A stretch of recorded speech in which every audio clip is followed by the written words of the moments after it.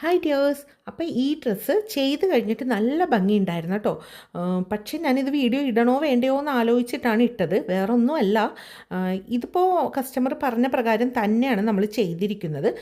നല്ല കുഞ്ഞു കുഞ്ഞു ഫ്ലീറ്റ് എടുത്ത് നന്നായിട്ട് അയൺ ചെയ്ത് താഴെ പോർഷൻ വരെ കൊടുത്തിട്ടാണ് നമ്മളിത് ഫിനിഷ് ചെയ്തത്. യോക്ക് പോർഷൻ ആണെങ്കിലും ബ്രസ്റ്റിൻ്റെ താഴെ വെച്ചാണ് നമ്മൾ ഷേപ്പ് എടുത്തിരിക്കുന്നത്.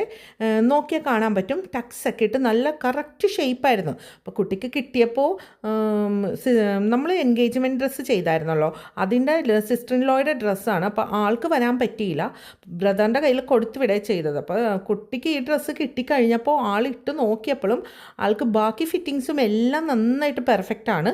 പക്ഷേ താഴെ പോർഷൻ വന്നിട്ട് നന്നായിട്ട് പൊങ്ങിയിരിക്കുന്നു, അതായത് ഫ്ലീറ്റ്സ് കൂടിപ്പോയി എന്നാ പറയുന്നത്. അപ്പോൾ ഇത് മെറ്റീരിയലിൻ്റെ കുഴപ്പമാണ്. ആൾക്ക് ഈ കളറാണ് ആൾ ചൂസ് ചെയ്തിട്ട് പോയത്.